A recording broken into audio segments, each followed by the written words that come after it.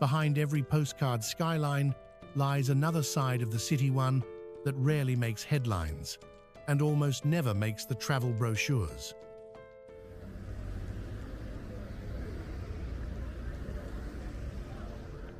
At Roamkind, we believe storytelling isn't just about where you go, it's about what you're willing to see. In this episode, we walk the streets no one brags about, where sidewalks become shelter and city lights cast shadows over forgotten corners.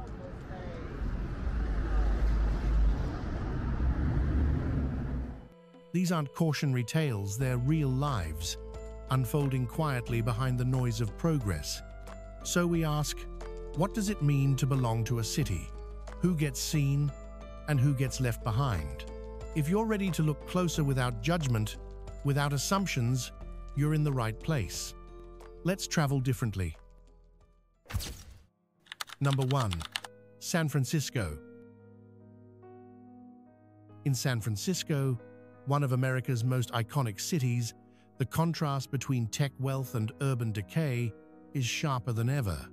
Just steps away from billion-dollar tech headquarters, entire sidewalks are claimed by makeshift camps. It went on once in my room and then it turned. The Tenderloin District, located a few blocks from downtown, has become a symbol of a city grappling with deep inequality. Rental rooms here can cost over $2,000 per month, yet on the same street, people sleep under tarps. A retired couple living nearby shared, "We used to take our grandchild to the park in the late afternoon. Now, we never open the windows and don't step out after 6. Their fear isn't unique, echoes across the neighborhood. Even law enforcement is wary." One anonymous officer admitted to local reporters, "We only enter the Tenderloin if someone is seriously hurt, and always in pairs."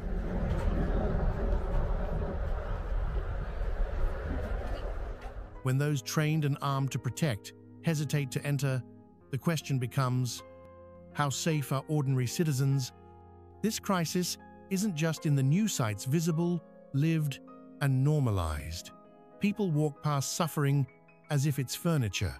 That normalization is perhaps the greatest danger when compassion fades. What's left?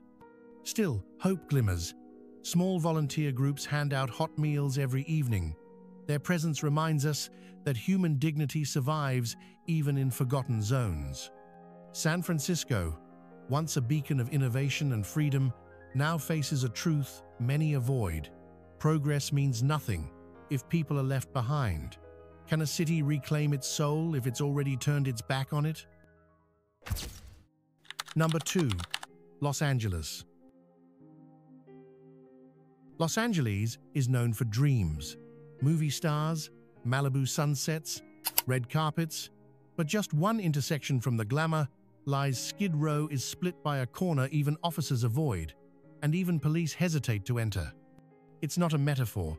Skid Row is real and growing.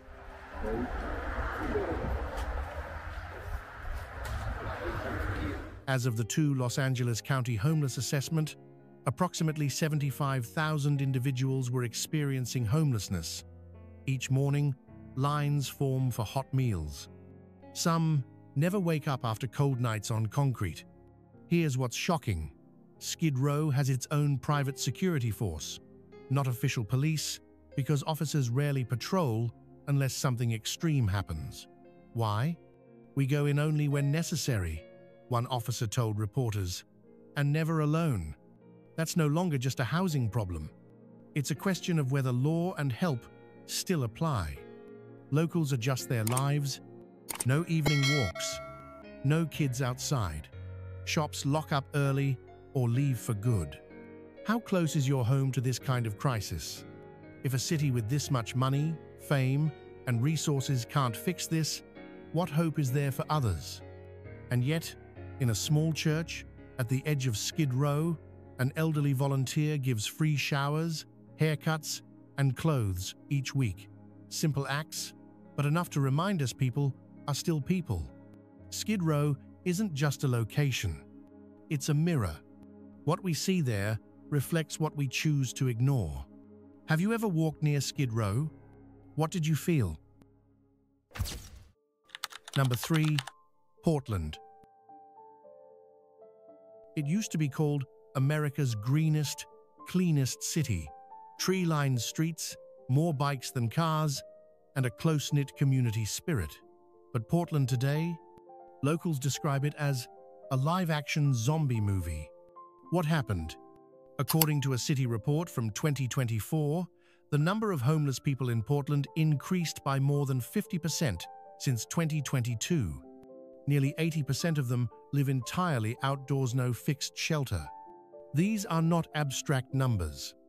They are people in sleeping bags at bus stops, tents at busy intersections, unexplained screams echoing at midnight.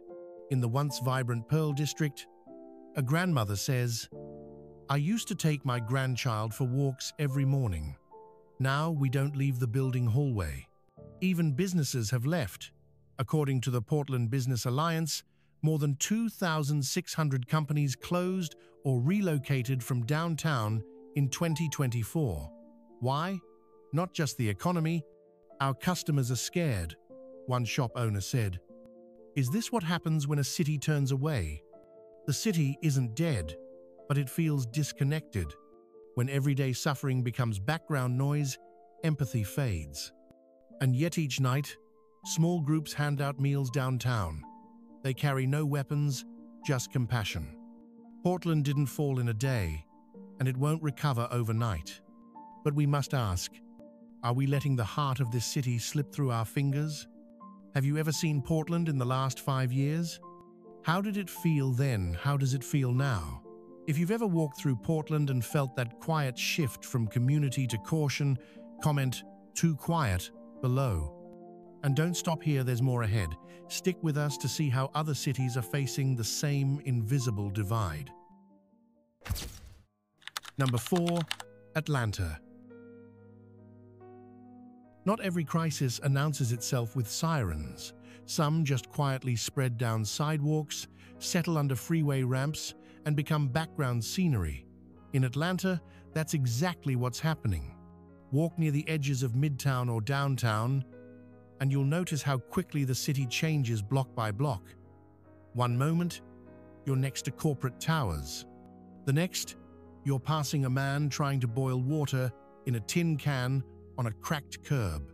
According to Georgia's Department of Community Affairs, as of 2024, more than 4,300 people in the city experience homelessness on any given night. But the number doesn't tell the full story. Some live in tents in wooded lots behind shopping centers, others sleep in parked vans under overpasses. But the fastest growing group? Families with children. Teachers in certain districts say students come to school wearing the same clothes for days not by choice, but because there's nowhere else to go. One social worker in DeKalb County said, "The biggest difference now? Homelessness has a face. It looks like your neighbor." Yet the tension lies in contrast. Just a few blocks away, rooftop bars thrive. Luxury apartments offer skyline views. It's not that one cancels the other out, but the imbalance is hard to ignore. There's no dramatic collapse, just daily detachment. And that's the danger when things become visible but no longer seen. A mother living in a car with her 2 children told a local reporter, "People don't see us. We park where we won't get noticed. We're quiet. We're tired." So the question becomes, is the crisis the tensor our silence around them? Atlanta isn't falling, it's dividing. And where the sidewalk ends, a different city begins. Have you ever walked 1 block too far and felt the shift? Number 5. Phoenix. There's heat, then there's Phoenix. Heat the kind that melts rubber and reality. And in that heat, you'll find the Zone, a stretch of downtown where time doesn't move forward. It just loops. Tents line the pavement like a makeshift village, stretching down cracked sidewalks and concrete corridors. Some have tarps, others have wooden walls, most have no shade. You'd think it's temporary. It isn't. In October 2023, Phoenix cleared its large downtown encampment, the Zone, and about 585 of the roughly 718 individuals offered shelter chose to accept it, a take-up rate of approximately 82%. New faces, same problems. This isn't about laziness, it's about systems that keep resetting instead of resolving. The city cleans, the camps return. Repeat. A resident living 2 blocks away said, "At night, I hear the screaming. I don't blame them. I just don't want to become one of them." What would you feel if that was your front yard? The Zone isn't in some forgotten corner. It's minutes from City Hall. Phoenix, a city once hailed as affordable, is now a cautionary tale. And yet, even here, hope peeks out. Volunteers bring food, bandages, conversation, no big speeches, just presence. In this travel documentary, we're not searching for desert views. We're documenting the places we usually drive past with the windows up. Why? Because you can't fix what you won't face. Have you ever passed through the Zone? Did you keep driving? Number 6. Chicago. You won't find Chicago's West Side in any travel brochure. There's no glossy slogan here, just a street corner where porches are boarded and kids don't ride bikes anymore, they watch from windows. It's not just about safety, it's about what's gone missing. Neighbors used to say, "Hi, lend tools, watch each other's lawns." Now, it's quiet, too quiet. A local grandmother told a reporter, "Back then, we looked out for each other. Now, we look out the window and lock the door." According to city data from 2023, according to citywide data, crime in Chicago rose by about 7.8%, with some neighborhoods experiencing robbery surges of up to 300%. That sounds like a headline, but to locals, it's just another Tuesday. Police presence? In some blocks, you hear more dogs barking than sirens. One resident said, "We don't even call anymore. If something happens, it's over before they get here." That's not blame, that's burnout. And it shows. For sale signs hang faded on fences for 2 years, untouched. Parks, once filled with laughter, now grow weeds. A mother walking with her grandson told a reporter, "I'm not afraid of trouble, I'm afraid of silence." But silence isn't always peace. Sometimes it's what moves in when connection moves out. Community doesn't just disappear, it retreats. Still, hope hasn't checked out completely. A few folks still sweep sidewalks, wave to neighbors, smile at kids. No one's giving speeches, they're just staying. And sometimes, staying is a form of resistance. Have you ever known a place that changed so slowly you didn't notice until it felt like it wasn't yours anymore? Does your neighborhood still say, "Good morning"? Number 7. Miami. Sunsets, palm trees, cruise ships. That's the Miami you see on postcards. But venture just a little inland, and a different view unfolds zone where rent increases faster than wages, and where housing isn't a dream, it's a countdown. In neighborhoods just beyond the tourist zone, residents speak in hushed tones about eviction notices, doubling rents, and informal living, a polite term for sharing a 1-bedroom apartment with 4 adults and 2 kids. According to the January 2025 point-in-time census by Miami-Dade Homeless Trust, unsheltered homelessness dropped by about 17% year over year. Overall shelter stays rose by approximately 4%. But unlike in other cities, many here aren't on the street, they're in limbo, couch, surfing, living in garages, moving every few weeks. A father working 2 jobs says, "I leave home before the sun and come back after dark, but we're still 1 rent hike away from sleeping in our car." These aren't people who failed the system. These are people actively working inside it and still falling behind. Miami's crisis is invisible because it's quiet. No tents under bridges, no mass encampments downtown. But that's what makes it harder to address. You can't fix what you don't officially count. Meanwhile, the skyline rises: luxury condos, glass facades, valet parking. It's a tale of two Miamis living on the same block. So where's the line? Between visitors and residents? Between surviving and pretending? One teacher said she's had 3 students disappear mid-year, not because they dropped out, but because their families moved again and again. How do you build community when no one stays long enough to call it home? If you drove through Miami last week, did you notice what wasn't on the map? Number 8. Philadelphia. There's a place in Philadelphia where time feels like it has stopped. Kensington used to be a proud industrial hub of the Northeast. Today, it's called a humanitarian blind spot by many locals. On these streets, people lean against crumbling walls. Some lie curled on manhole covers, clutching sleeping bags like lifelines. Wind howls through houses, long boarded up. The only sound isn't life, it's survival. According to estimates from local outreach groups in 2024, about 1/3 of Kensington's population lacks stable housing. Many face untreated medical and mental health challenges. A police officer told a local paper, "It's not that we don't care, we just don't have the people or systems to help." Even law enforcement feels outmatched. But maybe the real collapse isn't infrastructure, it's belief. A community doesn't fall from a storm. It fades when trust disappears. Neighbors don't talk. Doors stay locked. Parks once full of children now sit silent, overgrown.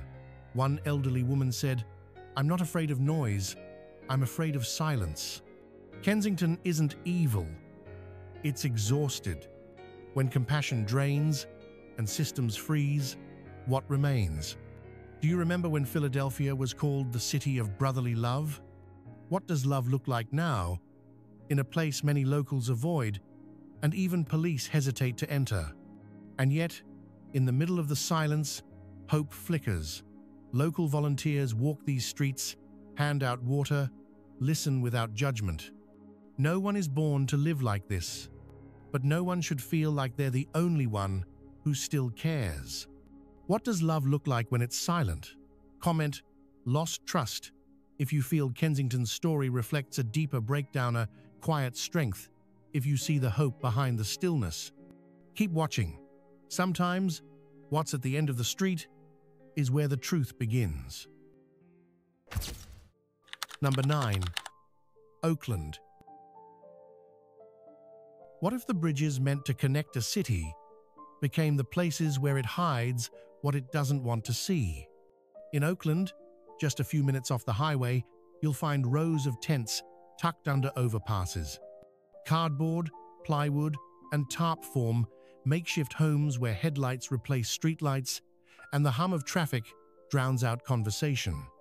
According to Alameda County's annual homeless count from 2024, there are about 3,300 unsheltered individuals in Oakland, while the city has roughly 1,300 available shelter beds, often near major roads like Highway 8, 80, and 580. This isn't an emergency zone, it's a long-term adaptation. Locals near Fruitvale say they avoid walking past certain underpasses after 6 p.m. Not because of crime, but because of unpredictability. "I'm not afraid of them," said a 71-year-old woman. "I'm afraid something might happen to them, or to me, or to all of us." Response times are slow. Some streets are so congested with tents that emergency services can't reach them in time. When the system fails the most vulnerable, it quietly fails everyone else too. And the question lingers, were highways ever meant to become neighborhoods? You might think this is about infrastructure, but really it's about visibility. Who do we see? Who do we drive past? Who do we pretend isn't there? Oakland's bridges were built to span distance. Now, they cast shadows. And in those shadows, people sleep, eat, try to start over.